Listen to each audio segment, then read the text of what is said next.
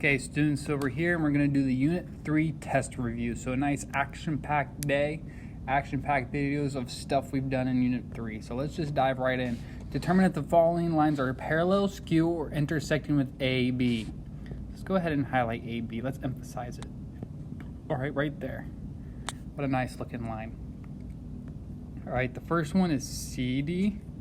CD does not intersect, but it's going different directions.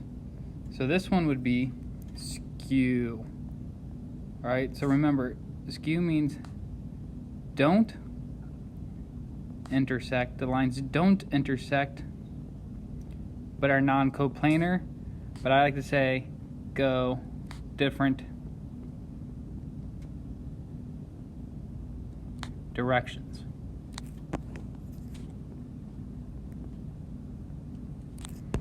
All right, so skew, let's progress right along. What do we got now? HE. HE is this one. So we're always relating it back to AB. Again, this one does not intersect AB, but it's going a different direction. So they're not going to touch, but they go different directions, so we got another skew. All right.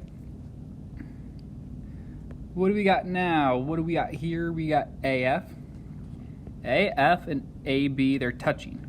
When they touch, that's another way to say intersection. All right, so that's when they touch. So AF is intersecting.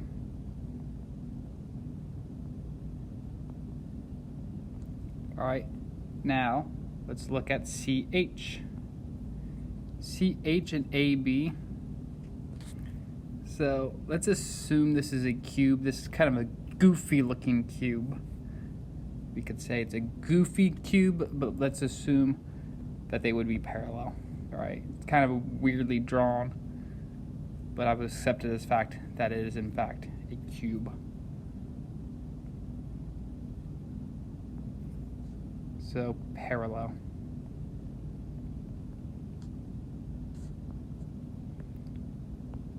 All right, next we got GF. GF and AB are parallel again. They're not intersecting. All right, so remember parallel, they don't intersect, and they go same direction.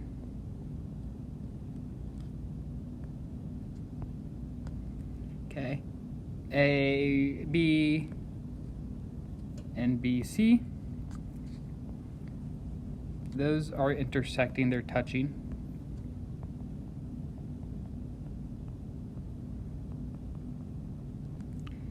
Let's see. Now A, B, and AH. So whenever you kind of see just the same letter, A, B, AH, you don't even have to look since they both have an A. It's a giveaway that they're going to be touching, that they'll be intersecting. And then FE. Last but not least, we got good old FE over here. We almost did every single line in this cube. That's a lot of fun. AB and FE, they don't intersect, but they're going different directions, so that's skew. All right, so that's a nice thorough review about parallel, skew, and intersecting lines. All right, using the same picture, we're going to select all that are true based on this figure. FE is skew with CH. All right, so let's just go ahead and clear the cube. FE is skew with CH. FE, CH, so that's true, so I'm going to circle it. ED is perpendicular to GD, ED, and GD. Yes, they're perpendicular, and that little notation gives it away. BC is skew with DE. BC is skew with DE. That is also true. And last but not least, AF intersects BC. AF intersects BC. AF, BC, that one's false, that's not true. So there was 3 true statements, and we went through all of them. Cool. All right. So angle relationships. So we just talked about line relationships. Now we're going to talk about angle relationships. All right. Determine the following. Name a pair of corresponding, or name all pairs of corresponding angles.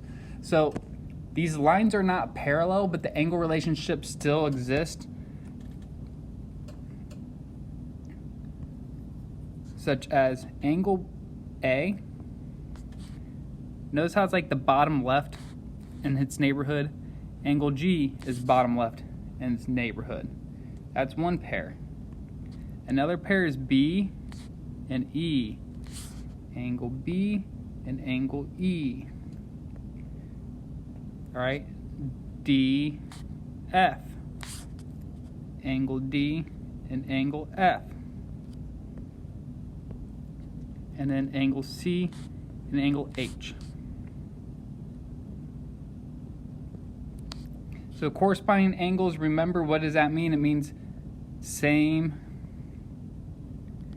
relative position.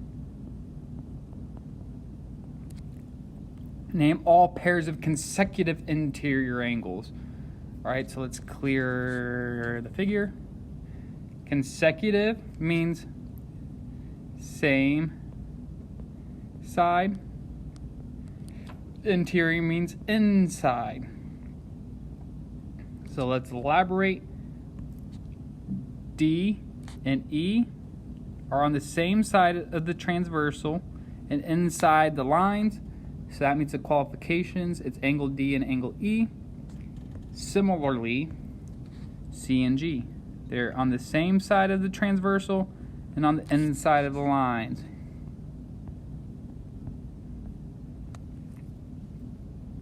Name all pairs of alternate exterior angles.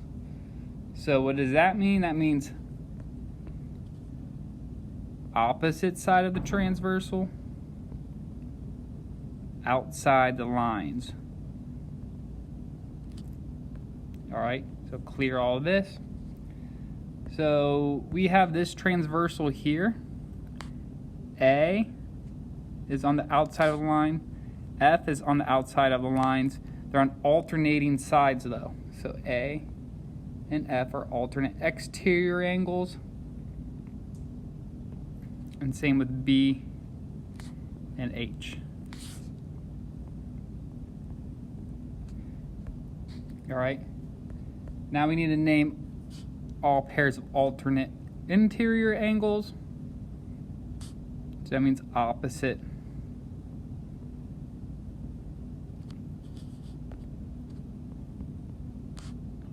inside.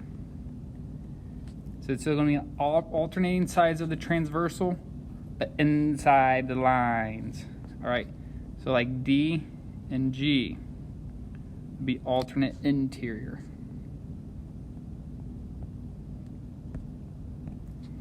Or C and E. Okay. Now vertical angles, remember, they form an X and they're on opposite sides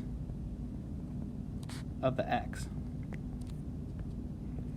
And vertical angles are congruent regardless.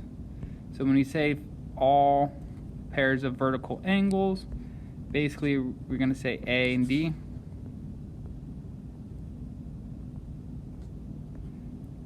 And then in the same cluster we got B and C. Next we got this junk over here. We have angle G and angle F. And all these sets of vertical angles are congruent, don't you forget it. I didn't necessarily write that out, I just named the pairs. Okay? In our J and K parallel, no. All right. There's no notation, it doesn't tell us, and they clearly look like they're not. All right. Select the statements that are false using the picture to the right. Okay, so is A congruent to G? So they're corresponding angles, but they're not congruent. All right, so select all angles that are false. This would be one of them. All right, let me write this out. Let me think. Corresponding angles postulate alternate exterior angles, alternate interior angles, only congruent if J is parallel to K. And then CIA supplementary if J is parallel to K. All right, so all that stuff is only true when the lines are parallel. J and K aren't parallel, so is A congruent to G? No, so that's false. Is A congruent to D? That's true. So since we have to select ones that are false, that one doesn't work, because vertical angles are always congruent.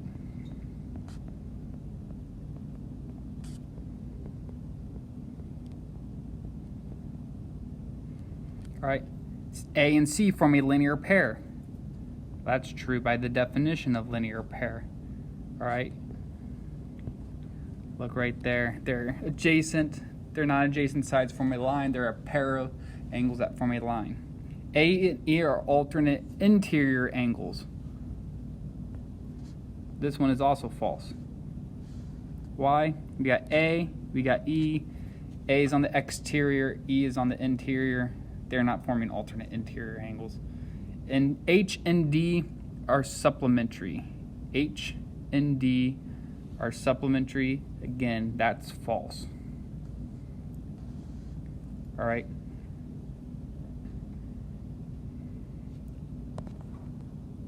Let's knock out 5, and then we'll call it a video. Given A is parallel to M, so these lines are parallel, so now all this junk up here is going to become true. All right, corresponding angles will be congruent. Alternate interior, alternate interior and exterior angles are congruent, and supplementary. All right, when this is the case, when lines are parallel,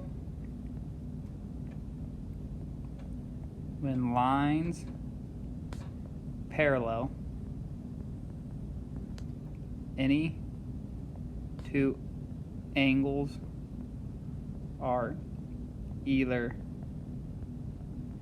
congruent or supplementary. All right, so they're either going to have equal measures or be supplementary. All right, so A is 2 congruent to, is the measures equal? Yes, this is true because of the alternate exterior angles. All right, is 3 congruent to 6? Yes, because they're alternate interior angles. Is 4 and 5 supplementary? No, that one's false. All right, they're alternate interior angles, they're not supplementary. Is 4 plus 6 supplementary? That one's true because of consecutive interior angles. Right, 4 and 6 are consecutive interior angles. If the measure of angle 5 is 113 and the measure of angle 6 is 67, let's see, let me think about that. 5, is that, if that's 113, then the measure of angle 6 has to be, well, they form a linear pair, so they have to be supplementary. So that's also true because they're a linear pair. And then looking at angle 8, any angle I pick is either congruent or supplementary to angle 8.